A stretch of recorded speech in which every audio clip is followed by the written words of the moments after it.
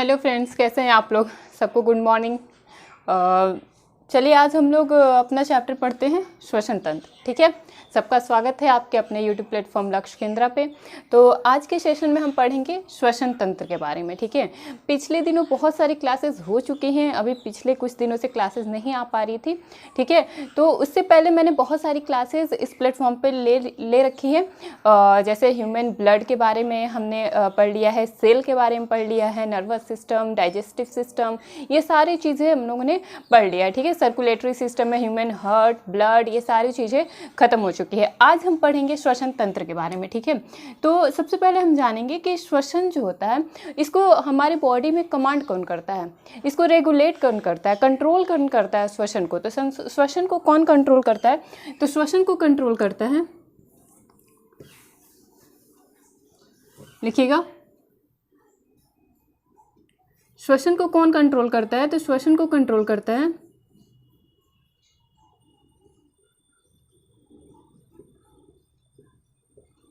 कौन कंट्रोल करता है? पोन्स वेरोलाई।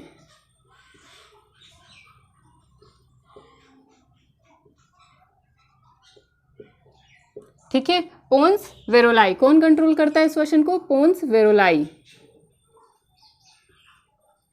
अच्छा, पोन्स वेरोलाई जो है वो हमारे ब्रेन का कौन सा पार्ट होता है, कोई बताएगा? पोन्स वेरोलाई हमारे किस ब्रेन का पार्ट होता है?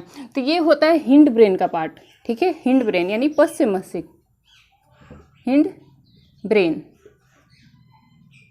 नर्वस सिस्टम मैंने अपने यूट्यूब प्लेटफॉर्म पे करा रखा है, आप लोग जाके देख लेंगे। ठीक है, ये कौन सा होता है? पोन्स वेरोलाई को पोन्स वेरोलाई जो होता है वो हमारे ब्रेन का कौन सा पार्ट होता है, किस पार्ट का हिस्सा होता है? तो हिंड ब्रेन। हिंड ब्रेन यानी पश्चिम मस्तिष्क, पश्चिम मस्तिष्क। ठीक है, पश्चिम मस्तिष्क का भाग होता है। ठीक है, ठीक है। जब भी आपसे पूछे कि श्वसन को कौन कंट्रोल करता है, श्वसन को कौन कंट्रोल करता है, तो आप कहेंगे पोन्स वेरोलाई, पोन्स वेरोलाई। ठीक है, ठीक है, याद रहेगा आपको। श्वसन तंत्र को कौन कंट्रोल करता है? पोन्स वेरोलाई। श्वसन तंत्र को कौन कंट्रोल करता है? पोन्स वेरोलाई। ठीक है, और जब भी क्वेश्चन देखिए, इसमें दो तरह के क्वेश्चन आते हैं। जब भी आपसे पूछे कि श्वसन तंत्र को हमारे ब्रेन का कौन सा पार्ट कंट्रोल करता है, ध्यान से आप लोग सुनेंगे कि मैंने कहा कि श्वसन तंत्र को, श्वसन तंत्र यानी कि वो पार्ट, श्वसन और तंत्र, तंत्र का मतलब मैंने क्या बताया था? अंग यानी कि वो सारे अंग, वो सारे ऑर्गन्स जो श्वसन में हेल्पफुल होते हैं, जो श्वसन में हेल्पफुल होते हैं, सहायक होते हैं, तो उसका जो कमांड होता है वो सारे अंगों को कौन कमांड करता है, कौन कंट्रोल करता है? हमारे ब्रेन का कौन सा पार्ट, सिंपली क्वेश्चन पूछेगा कि हमारे ब्रेन का कौन सा पार्ट श्वसन तंत्र को कंट्रोल करता है, तो आपका आंसर होना चाहिए पोन्स वेरोलाई। ठीक है, और पूछे यहाँ पे देखिए 3 क्वेश्चन बन सकते हैं कि श्वसन तंत्र को कौन कंट्रोल करता है? पोन्स वेरोलाई। ठीक है, उसके बाद क्वेश्चन बन सकता है कि पोन्स वेरोलाई जो होता है वो हमारे ब्रेन का कौन सा किस पार्ट का, जो किस हिस्से का पार्ट होता है? ठीक है, तो ये क्या कहेंगे हम? हिंड ब्रेन का। ठीक है, और ये हिंड ब्रेन को क्या कहते हैं हम? पश्चिम मस्तिष्क। ठीक है, पश्चिम मस्तिष्क। पहला होता है फोर ब्रेन।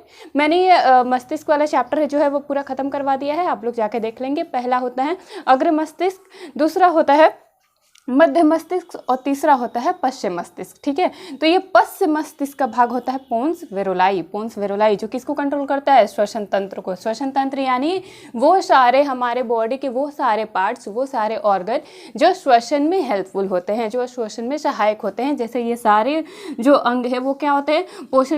श्वसन में सहायक होते हैं। जैसे nose cavity, pharynx, larynx, Adam's apple, trachea, उसके बाद ब्रोंकाई, ब्रोंक्यूल्स, एल्वेलाई, और ये सारे जो ऑर्गन्स हैं, ये सारे ऑर्गन्स क्या करते हैं? हमारे श्वसन में हेल्पफुल होते हैं, सहायक होते हैं कहीं ना कहीं। ठीक है, तो इन सबको कौन कंट्रोल करता है? इन सबको कंट्रोल करता है पोन्स वेरोलाई, पोन्स वेरोलाई। ठीक है, अब एक और क्वेश्चन यहाँ से बनेगा कि रेस्पिरेशन को कौन कंट्रोल करता है, यानी सिर्फ आपको दे दे कि श्वसन को कौन कंट्रोल करता है, यानी रेस्पिरेशन को कौन कंट्रोल करता है?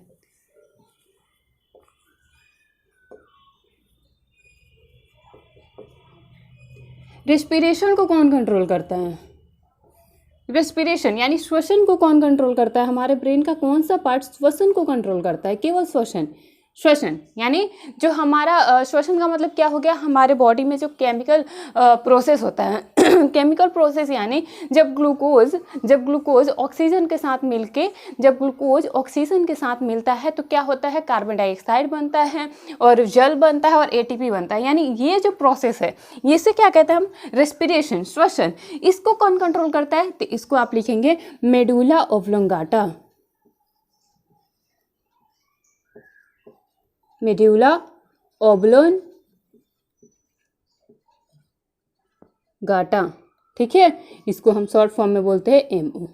ठीक है, कौन कंट्रोल करता है रेस्पिरेशन को, मेडुला ऑब्लोंगाटा। ठीक है, याद रहेगा। तो यहाँ से आपके 2-3 क्वेश्चन यहाँ से बन सकते हैं कि श्वसन तंत्र को कौन कंट्रोल करता है, तो पोन्स वेरोलाई हमारे ब्रेन का किस पार्ट का हिस्सा है, तो हम बोल सकते हैं हिंड ब्रेन का है, पश्चिम मस्तिष्क का है।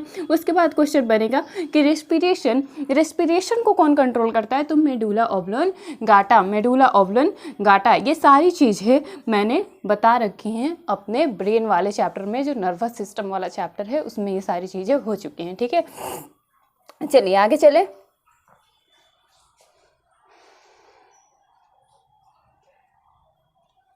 सबको विजिबल है?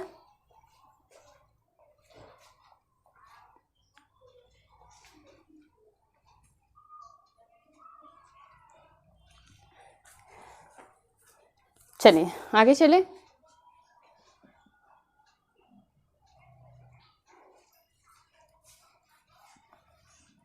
नोट कर लीजिएगा आप लोग।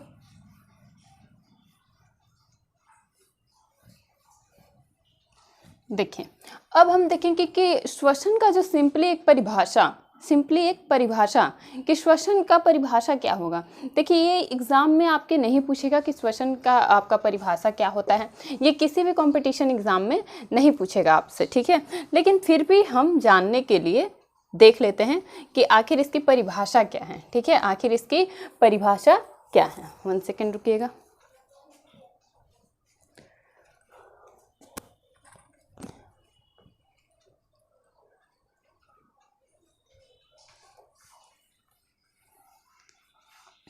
चल, अब हम देखते हैं परिभाषा।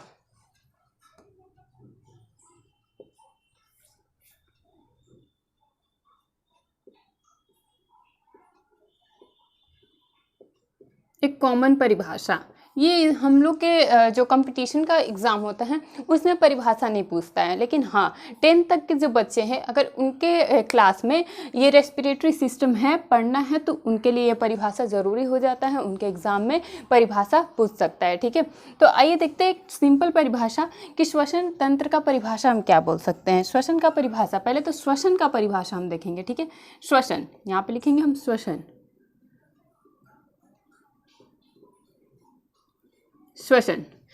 किसको कहते हैं, तो श्वसन हम कहते हैं, लिखेंगे वह प्रक्रिया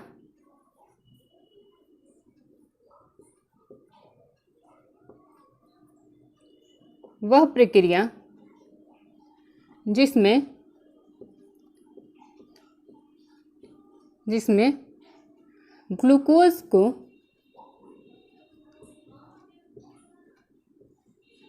ग्लूकोज का ऑक्सीकरण करने पर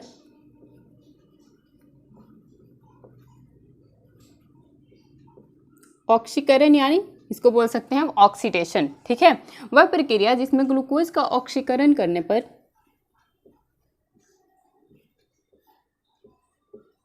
क्या बनता है, पहले तो बनता है CO2 कार्बन डाइऑक्साइड, देन क्या बनता है H2O वाटर और ऊर्जा। किस रूप में ऊर्जा बनता है, ATP के रूप में। ठीक है, इसको क्या बोलते हैं, एड्रीनो ट्राइफॉस्फेट। ठीक है, तो क्या मैंने लिखा कि वह प्रक्रिया जिसमें ग्लूकोज का ऑक्सीकरण करने पर CO2 H2O और ऊर्जा बनता है, उसे हम क्या कहते हैं, श्वसन। उसे क्या कहते हैं हम, श्वसन। ठीक है, उसे क्या कहते हैं हम, श्वसन। ये एक सिंपली परिभाषा है श्वसन का, ठीक है, अब क्या होता है श्वसन तंत्र का मतलब क्या है, श्वसन तंत्र देखिए, श्वसन तंत्र का मतलब होता है श्वसन यानी और तंत्र, श्वसन और तंत्र। तंत्र का मतलब होता है कि वो सारे ऑर्गन जो श्वसन में भाग लेते हैं, वो सारे ऑर्गन जो श्वसन में भाग लेते हैं। तो तंत्र का मतलब क्या होता है? हमेशा अंग, ठीक है। जैसे हम लिखते हैं पाचन तंत्र यानी हमारे बॉडी के वो सारे ऑर्गन्स जो पाचन में सहायक होते हैं, जो काम में आते हैं। उसके बाद हम अगर देखें पाचन तंत्र, इसके बाद अगर हम देखें स्केलेटन सिस्टम यानी कि तंत्रिका तंत्र।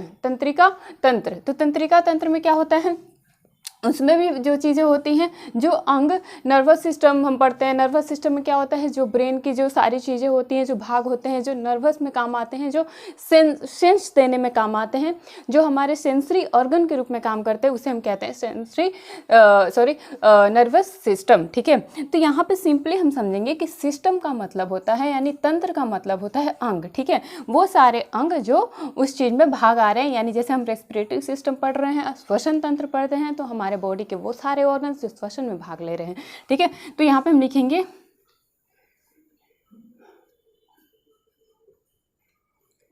हमारे शरीर की,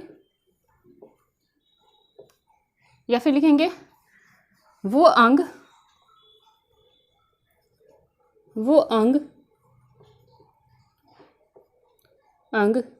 जो श्वसन में सहायक हों,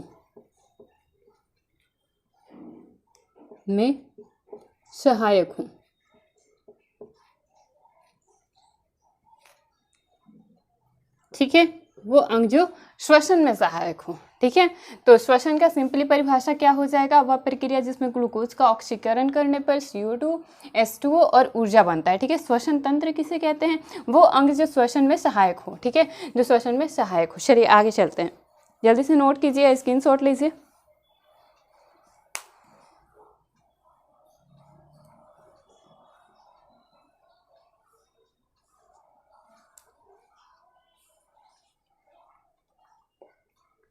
चलिए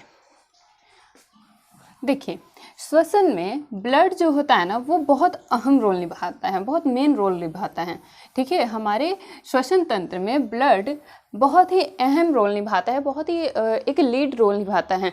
ब्लड क्या करता है? ब्लड में ही तो ऑक्सीजन फ्लो होता है ना, ब्लड में ही ऑक्सीजन फ्लो होता है। तो ब्लड के ज़रिए ही क्या होता है? ऑक्सीजन जो होता है वो फेफड़े से कहाँ जाता है? टिश्यूज़ के पास जाता है, और टिश्यू से कहाँ आता है? फेफड़े के पास आता है, यानी लंग्स के पास आता है, ठीक है। तो वो कैसे होता है? ऑक्सीजन अलग से तो नहीं ट्रांसमिट होता हमारे बॉडी में, वो क्या होता है? हमारे ब्लड में सोलुबल हो जाता है, हमारे ब्लड में घुल जाता है, और ब्लड के ज़रिए ही वो क्या होता है? फेफड़े से कहाँ जाता है?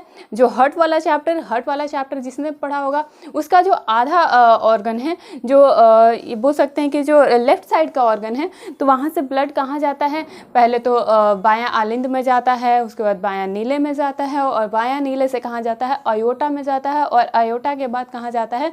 आर्टरीज में जाता है। ये सारी चीज़ें ह्यूमन जो हार्ट है वो सारा मैंने पढ़ा रखा है, आप लोग जाके वो चैप्टर पढ़ लेंगे, ठीक है। तो कैसे होता है? फेफड़े से ब्लड कहाँ जाता है? ब्लड में पहले तो फेफड़े में ये एयर आया, देखिए पहले तो क्या हुआ? लंग्स में एयर आया, समझिए थोड़ा सा, लंग्स में क्या होगा? एयर आया।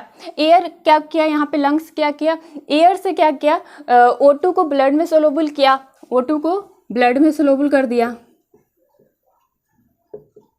यहाँ पे क्या हुआ? O2 को ब्लड में सोलुबल कर दिया, ठीक है। तो ये जो होता है ना, ये क्या होता है? ये प्योर ब्लड होता है, ये प्योर ब्लड होता है। प्योर ब्लड क्या होता है? ऑक्सीजन युक्त ब्लड जो होते हैं वो प्योर ब्लड होते हैं। और इन प्योर ब्लड क्या होता है? जो कार्बन डाइऑक्साइड युक्त ब्लड होते हैं वो क्या होते हैं? अशुद्ध रक्त होते हैं। तो फेफड़ा क्या किया? लंग्स के पास जब एयर आया ना, तो एयर में से क्या किया? वो ऑक्सीजन को लिया और ब्लड में घोल दिया। इसके बाद ये कहाँ जाता है? शुद्ध रक्त, जो शुद्ध रक्त होता है वो कहाँ जाता है? हमारे लेफ्ट, पढ़ा चुकी हूं मैं, लेफ्ट ऑरिकल में, ऑरिकल, देन कहाँ जाता है? डाइकस्पिड वाल्व से होते हुए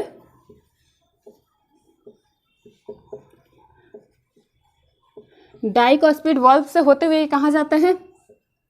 लेफ्ट वेंट्रिकल में, लेफ्ट वेंट्रिकल। लेफ्ट ऑरिकल का मतलब होता है बायां अलिंद और लेफ्ट वेंट्रिकल का मतलब होता है बायां नीले। और बायां नीले के बाद ये ब्लड कहाँ जाता है? अयोटा में जाता है। अयोटा क्या होती है? महाधमनी होती है। अयोटा क्या होती है? महाधमनी होती है। और अयोटा के बाद ये ब्लड कहाँ जाता है? ये कौन सा ब्लड? ये वाला शुद्ध ब्लड। अयोटा के बाद कहाँ जाता है? अयोटा के बाद ये ब्लड जाता है आर्टरीज में, जो छोटी छोटी धमनियाँ जुड़ी होती है अयोटा से। आर्टरीज में कैसी ब्लड होती है? आर्टरी में हमेशा प्योर ब्लड होता है, ठीक है। एक आर्टरी ऐसा होता है पल्मोनरी आर्टरी जिसमें क्या होता है? अशुद्ध ब्लड होता है, अशुद्ध ब्लड होता है, ठीक है। ये सारी चीज़ें हो चुकी है तो उसको भी डिस्कस नहीं करते हैं। और आर्टरीज क्या करती हैं? आर्टरीज इस ब्लड को कहाँ लेके जाती हैं? हमारे छोटे छोटे टिश्यूज़ के पास, हमारे छोटे छोटे टिश्यूज़ के पास। क्यों लेके जाती हैं? क्योंकि हम जो भोजन करते हैं वो भोजन जो है वो ग्लूकोज के फॉर्म में पड़ा हुआ है, और जब तक उसको ऑक्सीजन नहीं मिलेगा, जब तक उसको ऑक्सीजन नहीं मिलेगा, यानी कि तो क्या होगा? वो टूटेगा नहीं, वो ग्लूकोज क्या होगा? टूटेगा नहीं। और ग्लूकोज के रूप में हमें एनर्जी नहीं मिलती, हमारे बॉडी को ग्लूकोज से एनर्जी नहीं मिलती। अगर आप डाइजेस्टिव सिस्टम में पढ़ेंगे तो मैंने ये चीज़ें बता रखी हैं कि ग्लूकोज ग्लाइकोजन के फॉर्म में जो फूड आ जाता है वो क्या होता है? संग्रहित हो जाता है। अब यहाँ से क्या होता है? ये शुद्ध ब्लड जो होता है वो ऑक्सीजन को लेके जाता है कहाँ? ग्लूकोज के पास, ग्लूकोज के पास। और वो ग्लूकोज क्या करता है? ऑक्सीजन के मिलते हैं वो ग्लूकोज क्या होता है? टूट जाता है। ऑक्सीजन के मिलते ही ये क्या है? ग्लूकोज छोटे छोटे ऊतक के पास पड़ा हुआ है, देखिए C6H12O6, ठीक है, पड़ा हुआ है इस रूप में। और जैसे ही ऑक्सीजन मिला ये टूट गया। किस फॉर्म में टूटेगा? ये किस फॉर्म में टूटेगा? तो ये यहाँ पे देखिए ये बनाएगा CO2 plus H2O, CO2 plus H2O plus ATP। और ATP में कितने मॉलिक्यूल्स होते हैं? 38, ठीक है, याद रखेंगे आप लोग। और ये क्या है? यही हमारे बॉडी को एनर्जी देता है, यहीं से हमारे बॉडी को क्या मिलता है? एनर्जी मिलता है। तो सिंपली हम बोल सकते हैं कि हमारे बॉडी के लिए ऑक्सीजन क्यों ज़रूरी है? तो हमारे बॉडी के लिए ऑक्सीजन इसलिए ज़रूरी है क्योंकि ऑक्सीजन के बिना जो ग्लूकोज है वो टूटेगा नहीं, ग्लूकोज है वो टूटेगा नहीं। और जब तक ग्लूकोज टूटेगा नहीं हमारे बॉडी को एनर्जी नहीं मिलेगी, हमारे बॉडी को एनर्जी नहीं मिलेगी। इसीलिए हमारे ह्यूमन बॉडी के लिए, हमारे लिए ऑक्सीजन बहुत ही ज़रूरी है, ऑक्सीजन बहुत ही ज़रूरी है, ठीक है। समझ गए आप लोग कि कैसे लंग्स में एयर आता है और कैसे O2 इसमें सोलुबल होता है। यानी कि ब्लड जो है, बोल सकते हैं कि ब्लड भी इसमें अहम रोल निभा रहा है, ठीक है, ब्लड भी अहम रोल निभा रहा है। ऐसे ऐसे करके ब्लड हमारे टिश्यूज़ तक जाते हैं और टिश्यू से कहाँ जाते हैं? फिर से लंग्स तक जाते हैं। और जो ब्लड टिश्यूज़ से लंग्स के पास जाते हैं वो क्या होते हैं? अशुद्ध रक्त होते हैं। ध्यान दीजिए मैं क्या बोल रही हूँ? मैं बोल रही हूँ कि जो ब्लड फेफड़े से होते हुए टिश्यूज़ के पास जाते हैं, फेफड़े से टिश्यूज़ के पास जाते हैं, वो क्या ऐसा होता है? प्योर ब्लड होता है। और जो टिश्यूज़ से आ रहे हैं ब्लड, जो टिश्यू से ब्लड आ रहे हैं, देखिए लंग्स से कहाँ जा रहा है? टिश्यू के पास। ये कैसा ब्लड है? ये प्योर ब्लड है, प्योर ब्लड।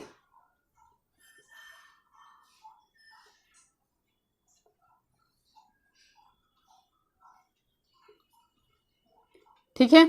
और जो टिश्यूज से आ रहे हैं लंग्स के पास,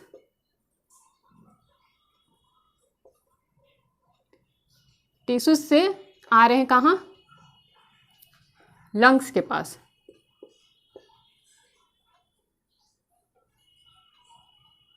वो कैसे ब्लड है? इम्प्योर,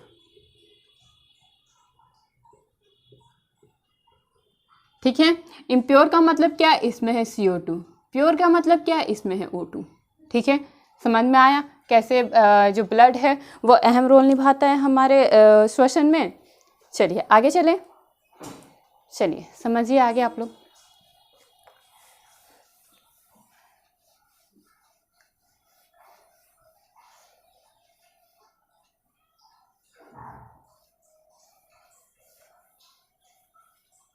अभी आप लोग फिगर पे ध्यान नहीं देंगे, अभी फिगर पे हम लोग आएंगे। अभी कुछ बेसिक चीज़ें हम लोग जान लेते हैं।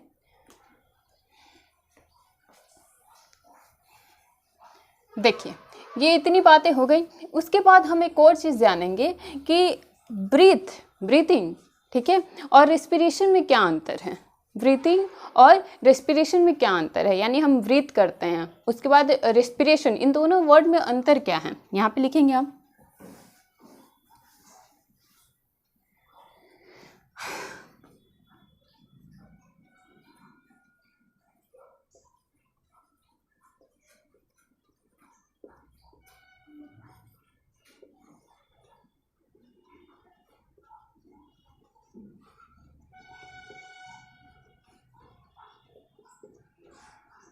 ठीक है, ब्रीथिंग एंड रेस्पिरेशन, इसमें क्या डिफरेंस है? क्या डिफरेंस है इन दोनों में?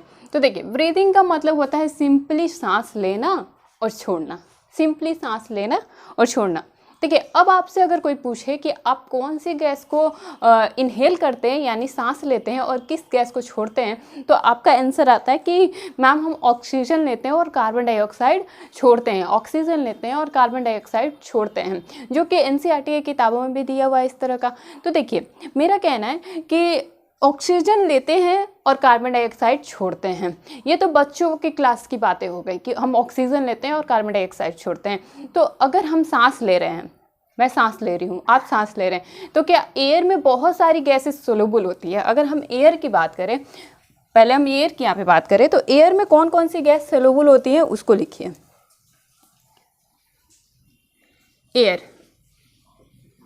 एयर में कौन कौन से, देखिए पहले तो एयर क्या है? एक मिक्सचर है। एयर क्या है? एक मिक्सचर है। लिखिए कि वायु एक मिश्रण है, गैसों का मिश्रण है। यहाँ पे लिख लीजिए, अभी इसको मैं डिफाइन करूंगी। यहाँ पे लिखिए, वायु एक मिश्रण है। कैसा मिश्रण है? गैसों का मिश्रण है।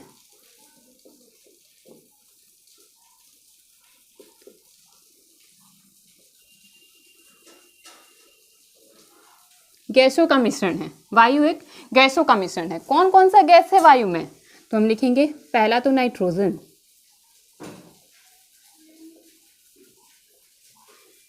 नाइट्रोजन, उसके बाद ऑक्सीजन,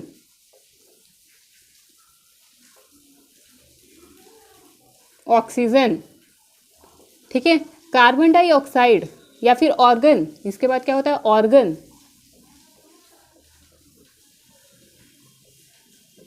कार्बन डाइऑक्साइड,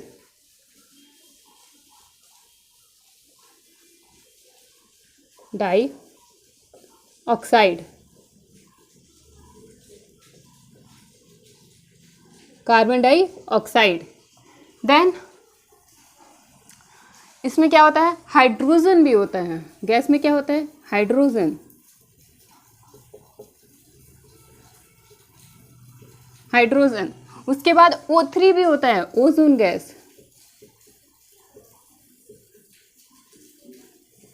इसके बाद क्या होता है? हीलियम।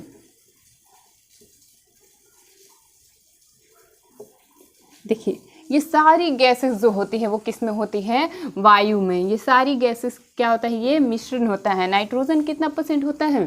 बोलिए आप लोग।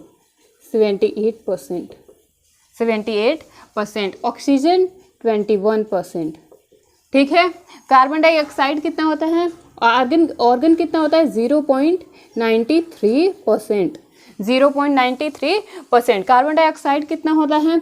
ये होता है 0.03%, ठीक है। और ये बहुत ही नेग्लिजिबल, बहुत ही कम मात्रा में एयर में पाए जाते हैं। ये सारे बहुत ही कम मात्रा में, बहुत ही कम मात्रा में एयर में पाए जाते हैं। मेनली सबसे ज़्यादा क्या पाया जाता है? नाइट्रोजन पाया जाता है। उसके बाद ऑक्सीजन पाया जाता है। आप देख सकते हैं जो नाइट्रोजन है वो 78% है, ऑक्सीजन 21% है। आर्गन कितना है?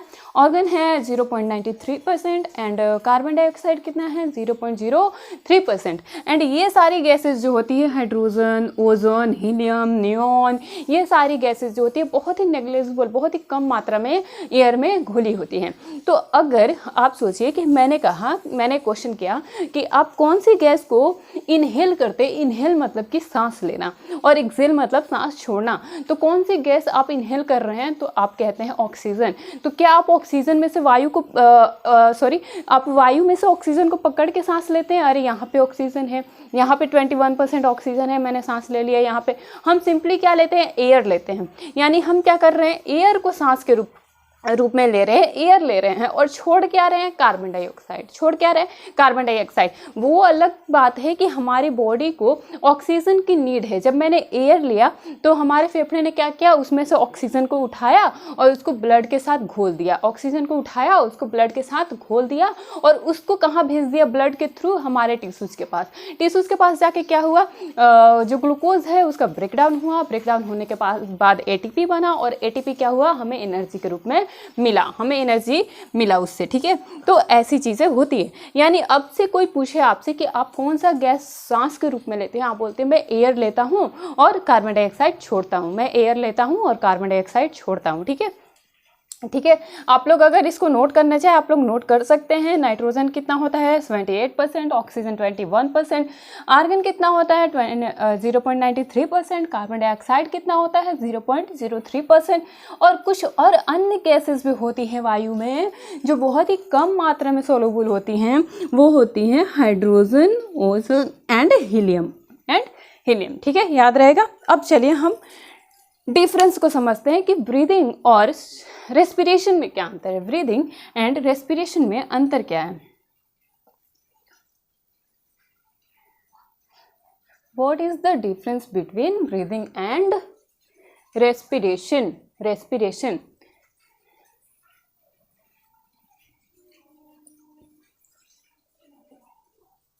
देखिए, ब्रीदिंग क्या होता है, ब्रीदिंग होता है सिंपली होता है एयर इन, ठीक है,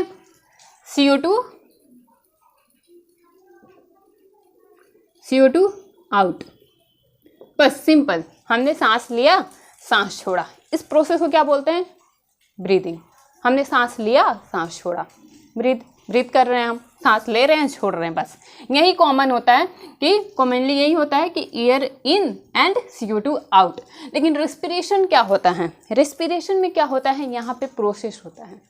कौन सा प्रोसेस होता है, तो यहाँ पे प्रोसेस होता है ग्लूकोज को तोड़ने का, वह प्रक्रिया जिससे हमें एनर्जी मिल रही है, वह प्रक्रिया रेस्पिरेशन की, वह प्रक्रिया जिससे हमें एनर्जी मिल रही है, हमारा ग्लूकोज क्या हो रहा है, टूट रहा है। यानी हम बोल सकते हैं कि रेस्पिरेशन में क्या होता है, यहाँ पे ग्लूकोज टूटता है, यानी प्रोसेस होता है, यहाँ पे प्रक्रिया हो रहा है। कौन सा प्रक्रिया होता है, केमिकल यहाँ पे प्रोसेस हो रहा है। देखिए यहाँ पे C6H12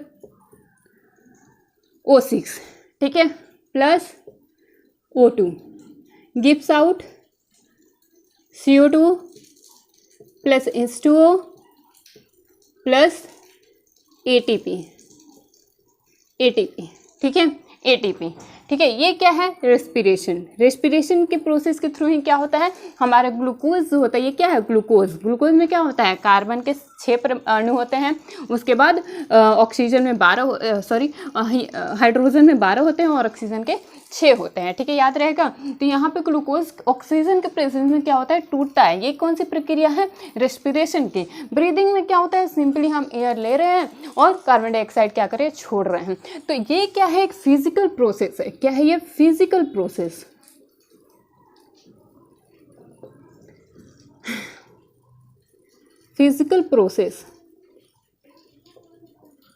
ठीक है, और ये क्या है, एक केमिकल प्रोसेस है, रासायनिक प्रक्रिया है ये, केमिकल प्रोसेस, ठीक है। ये क्या है, एक केमिकल प्रोसेस है, और ये क्या है, फिजिकल प्रोसेस, यानी इसको क्या बोलते हैं हम, भौतिक प्रक्रिया, भौतिक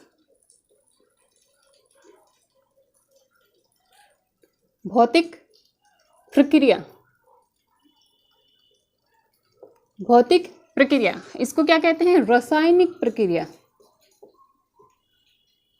यहाँ पे क्या हो रहा है, रिएक्शन हो रहा है। देखिए रिएक्शन हो रहा है ना O2 के साथ ग्लूकोज का, रासायनिक प्रक्रिया,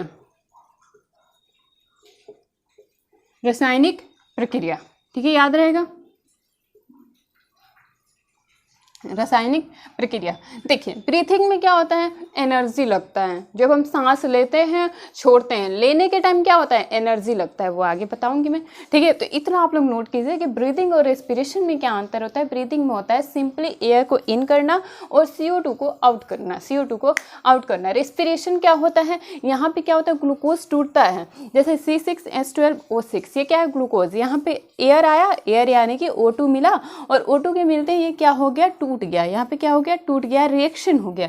रिएक्शन होने के बाद क्या बनता है, कार्बन डाइऑक्साइड, जल और ATP, ये दोनों क्या होता है, हमारे बॉडी में सोलुबल हो जाते हैं। ये दोनों क्या होता है, ये ऊर्जा के रूप में, और हमारे बॉडी को वाटर भी चाहिए होता है, तो ये दोनों हमारे बॉडी में यहाँ से क्या होते हैं, सोलुबल हो जाते हैं, हमारे बॉडी में घुल जाते हैं, और उसके बाद यहाँ पे बन गया ये कार्बन डाइऑक्साइड, बच गया कार्बन डाइऑक्साइड, और कार्बन डाइऑक्साइड क्या होगा वहाँ पे टिश्यूज़ के पास, ये सारी चीज़ें कहाँ हो रही हैं, टिश्यूज़ के पास, तो टिश्यूज़ के पास अब क्या बच गया, ये दोनों चीज़ें तो बॉडी में सोलुबल हो गई, बच गया CO2।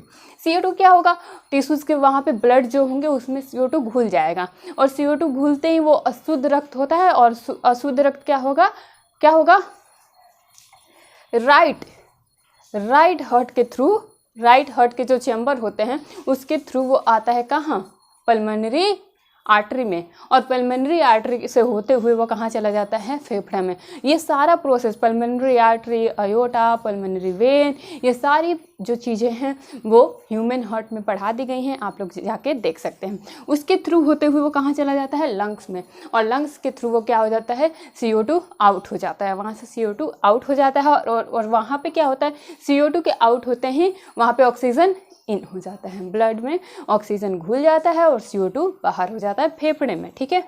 समझ में आया आप लोगों को, तो ये आप लोग नोट कर लीजिए।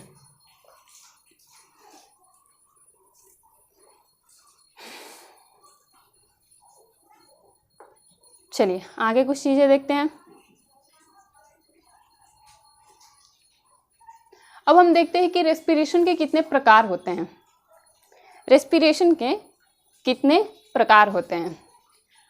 आप बोलेंगे, आप सब बोलेंगे कि मैम अभी तक इस पे आप नहीं आई हैं, तो आएंगे, इस पे भी हम लोग आएंगे, इसको भी हम लोग जानेंगे अच्छे से, बहुत ही अच्छे से डिफाइन करेंगे कि फेरिंग्स क्या होता है, लैरिंग्स क्या होता है, एडम्स एप्पल क्या होता है, ट्रेकिया क्या होता है, ब्रोंकाई क्या होता है, ब्रोंक्यूल्स क्या होता है, एल्वुलाई क्या होता है, मीडियास्टेनम क्या होता है, ये सारी चीज़ें 1 बाय 1 मैं पढ़ाने वाली हूँ। तो फिलहाल अभी कुछ जानते हैं बेसिक चीज़ें जो बहुत लोग जानते भी हैं और कुछ लोग नहीं जानते हैं, ठीक है।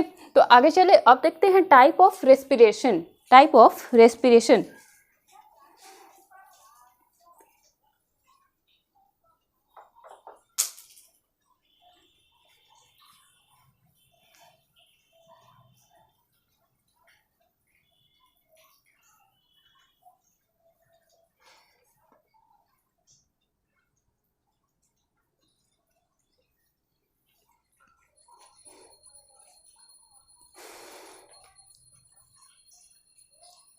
देखिए जिसे भी सेशन अच्छा लग रहा है वो चैनल को सब्सक्राइब कर सकता है, अन्यथा नहीं अच्छा लग रहा है तो डिसलाइक भी कर सकता है, ठीक है।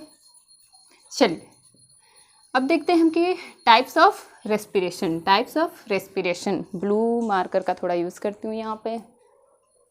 चलिए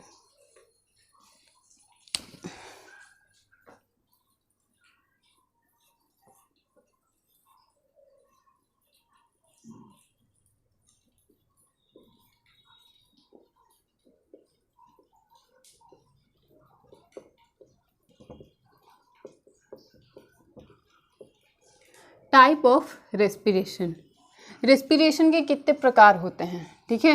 टाइप ऑफ रेस्पिरेशन,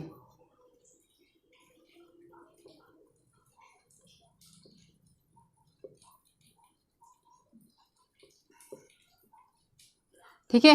रेस्पिरेशन के यहाँ पे 2 प्रकार होते हैं। कितने प्रकार होते हैं, 2 टाइप्स। कौन कौन से होते हैं,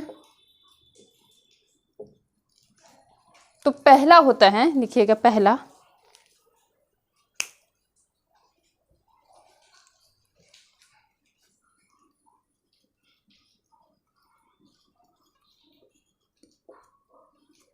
एरोबिक रेस्पिरेशन।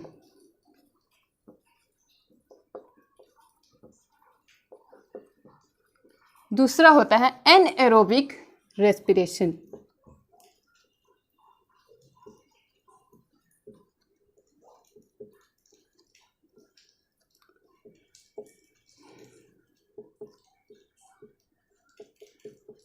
एनएरोबिक रेस्पिरेशन, पहला होता है एरोबिक रेस्पिरेशन, दूसरा होता है एनएरोबिक रेस्पिरेशन।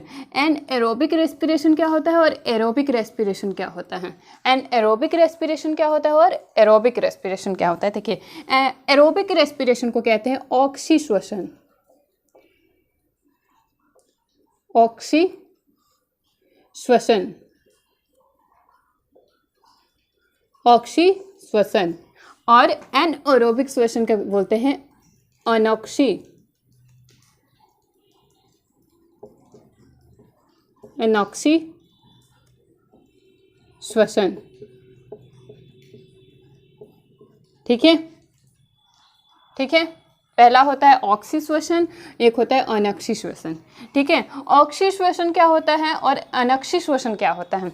ऑक्सी श्वसन क्या होता है और एनॉक्सी श्वसन क्या होता है? तो लिखिएगा, वो श्वसन वह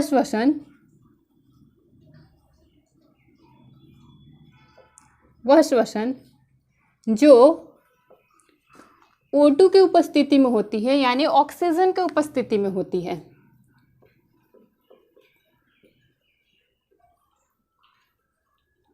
उपस्थिति में हो। ठीक है, वह श्वसन जो O2 के उपस्थिति में हो। और यहां पे लिखेंगे वह श्वसन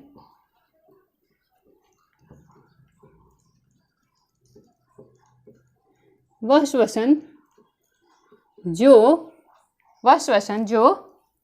O2 के अनुपस्थिति में हो, एब्सेंस में हो।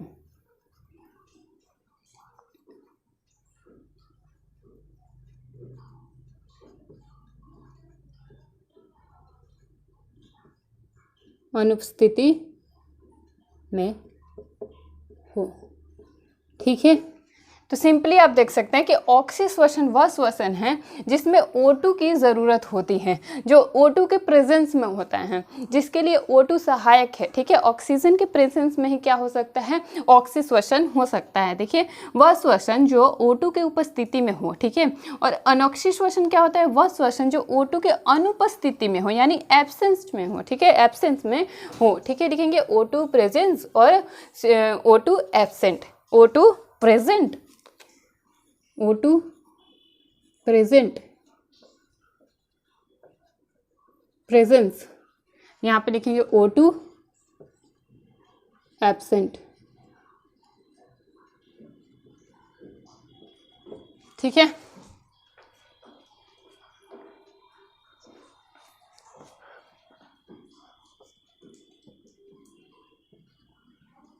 एब्सेंस। ठीक है, प्रेजेंस एंड एब्सेंस। ठीक है, एरोबिक रेस्पिरेशन किसका होता है?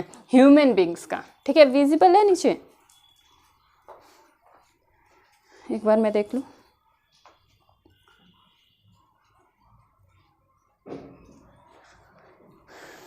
ठीक है, अब बताइए कि ऑक्सी श्वसन जो होता है वो किस में होता है और एनॉक्सी श्वसन जो होता है वो किस में होता है?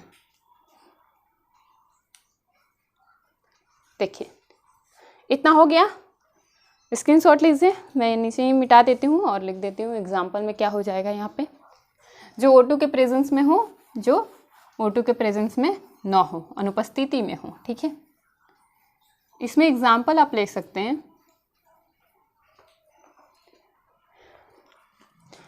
एग्जाम्पल हम लोग आ सकते हैं। ह्यूमन, बिना ऑक्सीजन का हमारा क्या एनर्जी मिल रहा है? नहीं मिल रहा है, ग्लूकोज नहीं टूट रहा है, तो यहाँ पे लिखेंगे ह्यूमन बींग्स,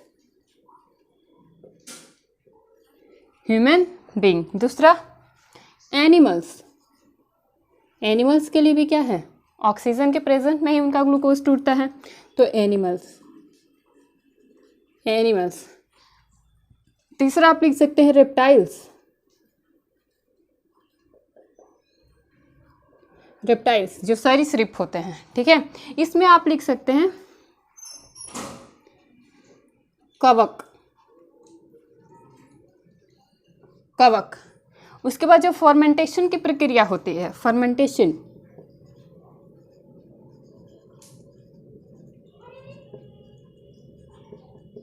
फर्मेंटेशन यानी किण्वन, वो इसमें आता है। वो क्या होता है? ऑक्सीजन के एब्सेंस में होता है, यानी अनुपस्थिति में होता है, ठीक है। और क्या लिख सकते हैं यहाँ पे?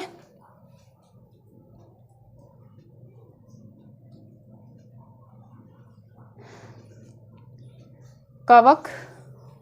बैक्टीरिया लिख सकते हैं, बैक्टीरिया,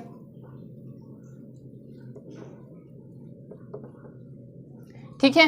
तो जब भी क्वेश्चन बने कि ह्यूमन बींग्स में कैसा रेस्पिरेशन होता है, तो आप बोल सकते हैं एरोबिक रेस्पिरेशन होता है, ऑक्सी श्वसन होता है। एनिमल्स में कैसा श्वसन होता है? तो ऑक्सी श्वसन होता है। रेप्टाइल्स में कैसा होता है? ऑक्सी श्वसन। यहाँ पे पूछे कवक में किस तरह का श्वसन होता है, किस तरह का रेस्पिरेशन होता है कवक में, तो आप बोल सकते हैं अनॉक्सी श्वसन होता है, एनएरोबिक रेस्पिरेशन होता है, यानी कि जो O2 के अनुपस्थिति में हो, यानी कि उसके लिए O2 इम्पॉर्टेंट नहीं है, ठीक है। उसके बाद बैक्टीरिया, उसके बाद फर्मेंटेशन की जो प्रक्रिया होती है उसमें भी O2 सहायक नहीं होता है, O2 के अनुपस्थिति में होता है, ठीक है।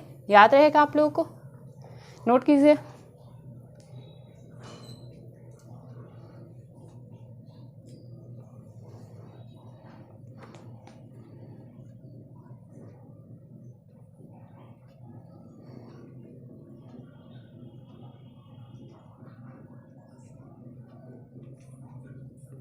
चलिए, एरोबिक रेस्पिरेशन में हम देखते हैं एक और टाइप देख लेते हैं यहाँ पे, 1 सेकेंड। देखिए, एक और 2 प्रकार से इसको हम देख सकते हैं रेस्पिरेशन को, 2 टाइप्स और देख सकते हैं। कैसे?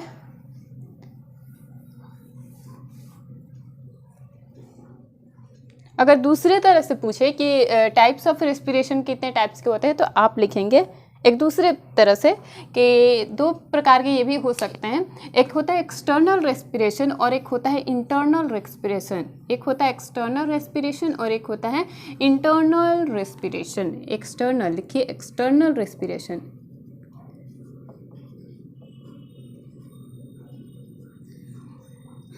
रेस्पिरेशन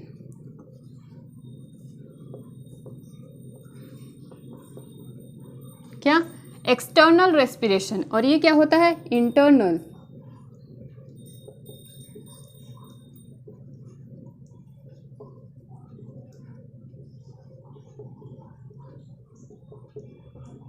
एक्सटर्नल रेस्पिरेशन और एक्सटर्नल रेस्पिरेशन क्या होता है? ये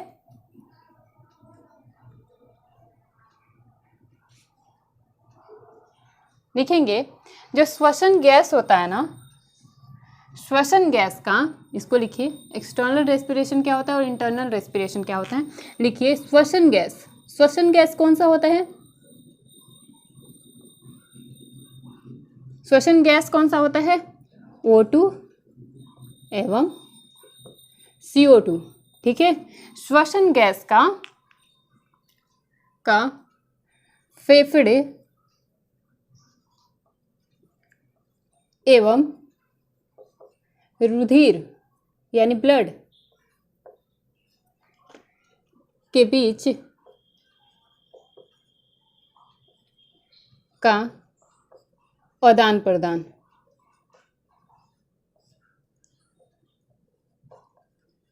आदान प्रदान, ठीक है। क्या हमने लिखा कि एक होता है एक्सटर्नल रेस्पिरेशन और एक होता है इंटरनल रेस्पिरेशन। एक्सटर्नल रेस्पिरेशन क्या होता है? श्वसन गैस यानी जो CO2 होता है, जो O2 होता है, उसका कहाँ से कहाँ तक आदान प्रदान होता है? फेफड़े से लेकर रुधिर तक। यानी फेफड़े से लेकर यहाँ पे क्या होता है? ब्लड के थ्रू फेफड़े तक, फेफड़े से रुधिर तक, जो ब्लड है वो फेफड़े से रुधिर तक जाएगा और रुधिर से कहाँ आएगा? कहाँ आएगा? फेफड़े तक। यानी ये क्या हो रहा है? एक्सटर्नल प्रोसेस हो रहा है। एक्सटर्नल में क्या होता है? यानी ये क्या हो रहा है? नोज से लेके फेफड़े तक की प्रक्रिया है बस। उसमें इंटरनल ऑर्गन शामिल नहीं हैं। यानी नोज़ से हम एयर ले रहे हैं और एयर कहाँ जा रहे हैं, एयर जा रहा है ऐसे, नोज़ कैविटी से एयर जाते हुए फेरेंक्स, लैरिंक्स, देन ट्रेकिया में जाता है, और ट्रेकिया यहाँ पे 2 भाग में विभाजित हो रहा है, ब्रोंकाई में, और ब्रोंकाई के द्वारा ये कहाँ जा रहा है, ब्रोंक्यूल्स में एंड एल्वोलाई में जा रहा है। और एल्वोलाई क्या कर रहा है, यहाँ पे ऑक्सीजन को क्या कर रहा है, CO2 में ऑक्सीजन को ब्लड में घोल दे रहा है, बस यहीं तक। और फिर क्या हो रहा है, पूरा प्रक्रिया क्या हो रहा है कि जब ब्लड से कहाँ जा रहा है, जो O2 होता है वो ब्लड से कहाँ जा रहा है, उत्तक के पास। ये प्रक्रिया जो हो रही है ब्लड से उत्तक के पास गैसों का आदान प्रदान जो हो रहा है वो इंटरनल हो रहा है, ठीक है। उसके बाद जब CO2 युक्त ब्लड आया कहाँ पे, फेफड़ा में, फिर CO2 को क्या किया, इसने ब्लड में घोल के बाहर निकाल दिया। तो ये जो प्रोसेस है ना, ये इंटरनल रेस्पिरेशन है। इंटरनल रेस्पिरेशन है मतलब यहीं तक काम हो रहा है, इसके आगे बॉडी में उत्तक तक नहीं जा रहा है। इंटरनल रेस्पिरेशन क्या होता है, श्वसन गैस का, लिखेंगे गैस का रुधिर से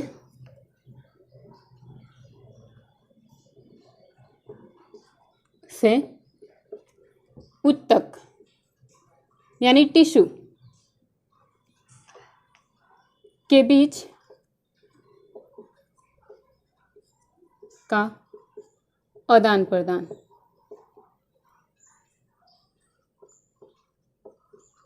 ठीक है, याद रहेगा।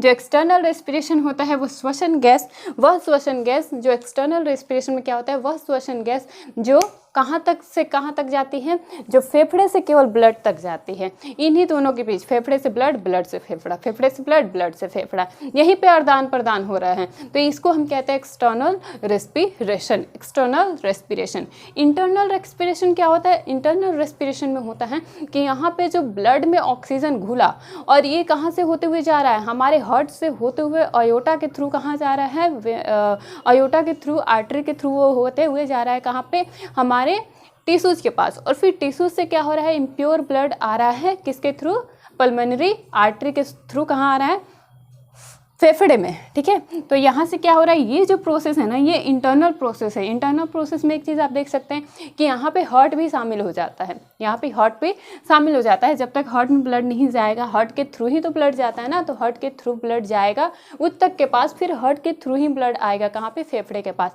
तो ये इंटरनल ऑर्गन है, इंटरनल रेस्पिरेटरी सिस्टम है, और यह है एक्सटर्नल रेस्पिरेटरी सिस्टम जिसमें फेफड़े और रुधिर तक ही ब्लड आदान प्रदान करता है। इंटरनल रेस्पिरेशन में क्या होता है, उत्तक और रुधिर के बीच क्या होता है, ब्लड आदान प्रदान करते हैं। ठीक है, आज के लिए इतना ही छोड़ देते हैं। ठीक है, कल हम लोग आगे क्लास में देखेंगे कि और इनहेल क्या होता है, एक्सेल क्या होता है। इनहेल होता है तो हमारे फेफड़े में क्या क्या चेंजेस आती हैं, और जब हम सांस को छोड़ते हैं, एक्सेल करते हैं, तो हमारे फेफड़े में क्या क्या चेंजेस आती हैं। उसके बाद हम देखेंगे ये सारे ऑर्गन्स जो हमारे श्वसन में सहायक होते हैं, nozzle cavity, pharynx, larynx, trachea, bronchi, bronchioles, alveoli, और मीडियास्टेनम क्या होता है, डायफॉर्म क्या होता है। ये सारे एक एक चीज़ हम लोग पढ़ते जाएंगे आगे के सेशन में। ठीक है, तो आज के लिए सिर्फ इतना ही। ओके, बाय, मिलते हैं कल के क्लास में।